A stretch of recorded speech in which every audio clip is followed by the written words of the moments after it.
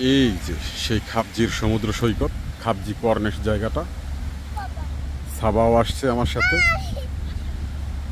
সন্ধ্যাবেলা একেবারে খুব সুন্দর পরিবেশ। এখানে একটা জিনিস দেখলাম, এখানে হচ্ছে গিয়ে সমুদ্রের ভিতরে গিয়ে একেবারে মানুষ গোসল করা যায়।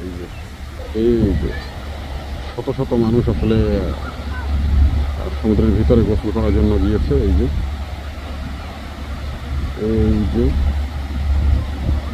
একদিকে মানুষ সমুদ্রে গোসল করতেছে, অন্যদিকে আবার নিষেধ করতেছে। এখানের কোস্টাল যে সিকিউরিটি আছে তারা, এই যে ভ্রমণ পিপাসু, তারা কিন্তু এখানে আসে।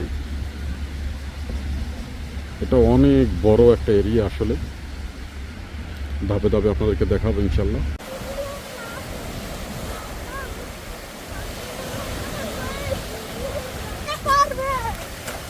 আসো।